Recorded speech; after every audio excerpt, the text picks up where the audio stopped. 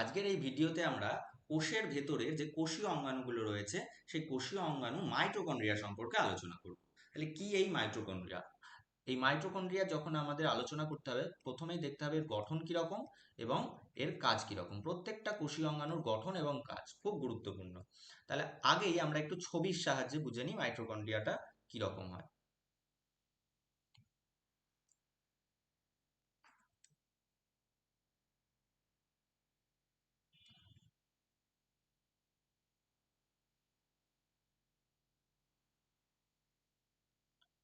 মাইটোকন্ড্রিয়াও কিন্তু দুটো পর্দা ঘেরা একটা কোষীয় অঙ্গাণু।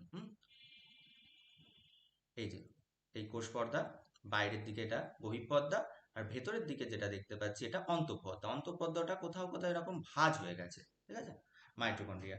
তাহলে মাইটোকন্ড্রিয়ার গঠনে আমরা কি দেখতে পাচ্ছি? মাইটোকন্ড্রিয়া কিন্তু দ্বি-একক পর্দা বিশিষ্ট। খুব ভালোভাবে আমরা দেখতে পাচ্ছি অন্তঃপর্দা বহিঃপর্দা রয়েছে, দ্বি-একক পর্দা। নেক্সট আমরা দেখতে পাচ্ছি মাইটোকন্ড্রিয়া কোথায় দেখা যায়? ইউক্যারিওটিক কোষে দেখা যায়। উন্নত কোষগুলোতে মাইটোকন্ড্রিয়া দেখা যায়, ইউক্যারিওটিক কোষে। মাইটোকন্ড্রিয়ার বৈশিষ্ট্য, মেন যেটা মাইটোকন্ড্রিয়া করে সেটা হচ্ছে এটিপি বা শক্তি উৎপন্ন করে, শক্তি তৈরি, যার জন্য মাইটোকন্ড্রিয়াকে কোষের শক্তিঘর বলা হয়। মাইটোকন্ড্রিয়া যে বিজ্ঞানী আবিষ্কার করেছিলেন তিনি কলিকার, বিজ্ঞানী কলিকার আবিষ্কার করেন। আর মাইটোকন্ড্রিয়ার নামকরণ করেছিলেন বিজ্ঞানী বেন্ডা।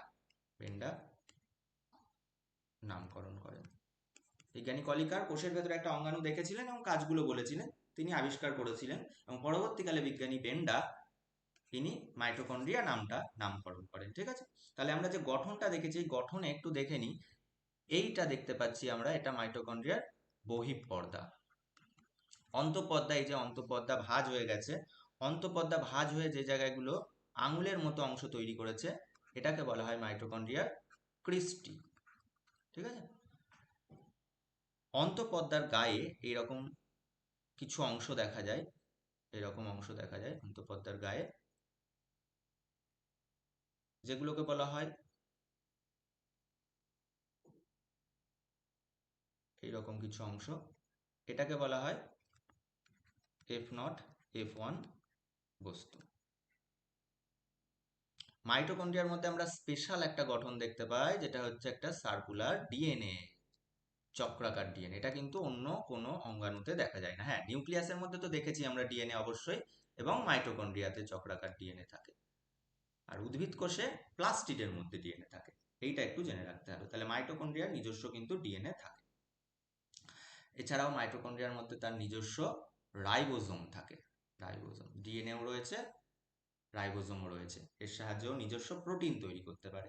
বহিঃপর্দার গায়ে, মাইটোকন্ড্রিয়ার বহিঃপর্দার গায়ে কিছু দানা দানা অংশ দেখা যায়, যেগুলোকে বলা হয় পারসনের অধোএকক।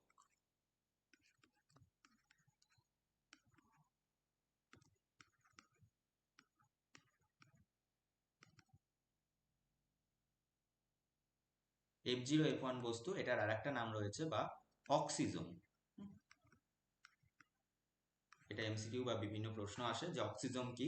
তাহলে মাইটোকন্ড্রিয়ার বহিঃপর্দা, মাইটোকন্ড্রিয়ার অন্তঃপর্দা যে ভাঁজ হয়ে আঙুলের মতো গঠন করে সেটাকে ক্রিস্টি বলা হয়, এবং ক্রিস্টির ওপরে এই F0 F1 বস্তু বা অক্সিজোমের গঠনটা দেখা যায়।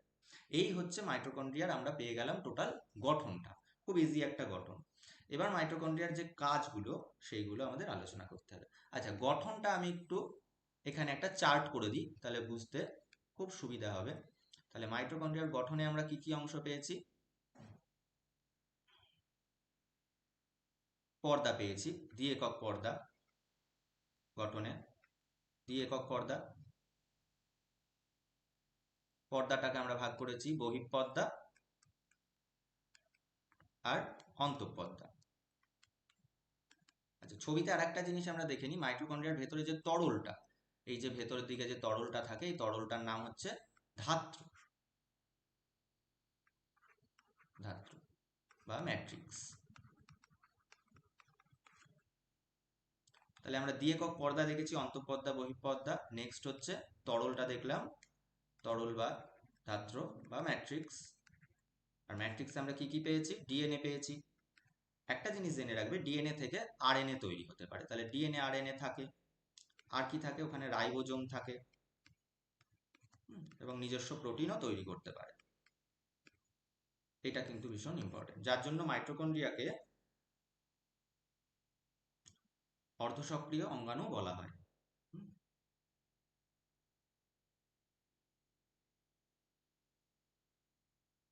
এছাড়া আমরা যে গঠনটা দেখতে পাচ্ছি, ক্রিস্টি দেখতে পাচ্ছি, ক্রিস্টি গঠনটা কি, অন্তঃপদ্মার খাঁজ, অন্তঃপদ্মা আঙুলের মতো গঠন। আর একটা যেটা দেখতে পাচ্ছি মাইটোকন্ড্রিয়ার, যে দানাদার অংশ। কি কি দানাদার অংশ? আমরা বহিঃপর্দার গায়ে দানাদার অংশ দেখেছি, যেটাকে বলছে পার্সনের অধ একক, পার্সনের অধ একক।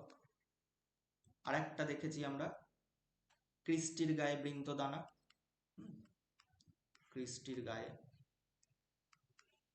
দানা, যেটার নাম কি দিয়েছে, F0, সরি F0 F1 দানা বা অক্সিজোম।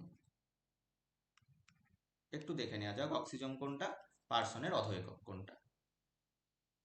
এই যে অংশগুলো আমরা দেখছি এগুলো হচ্ছে পার্সনের অধ একক, পার্সনের অধ একক। আর এই যে দেখেছি আমরা আঙুলের মতো অংশ, তার উপরে যে অংশটা দেখা যাচ্ছে ওটা F0 F1 বস্তু বা অক্সিজোম। মাইটোকন্ড্রিয়ার মেন কাজ কি, মাইটোকন্ড্রিয়ার ফাংশন বা মেন কাজ, মেন কাজ হচ্ছে এটিপি তৈরি করা। মাইটোকন্ড্রিয়া শ্বসনে সাহায্য করে, এটিপি তৈরি করে,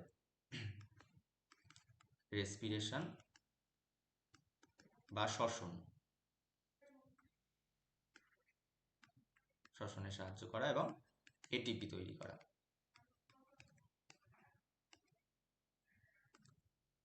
একটু ইংরেজি শব্দগুলোকে জেনে রাখতে হবে, রেসপিরেশন শ্বসনের ইংরেজি। এটিপি শক্তি করে বলে মাইটোকন্ড্রিয়াকে কোষের শক্তিঘর বলা হয়।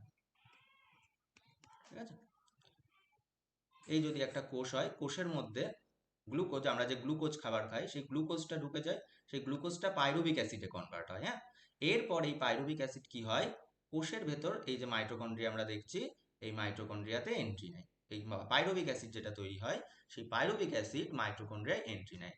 হ্যাঁ, এবং এটিপি প্রোডাকশন হয়। কি প্রোডাকশন হয়?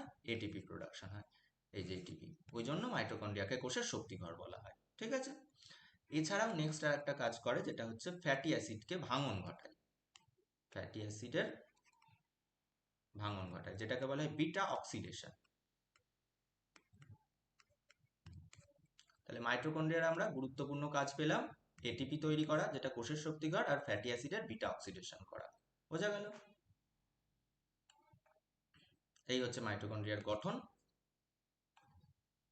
এই হচ্ছে ছবি।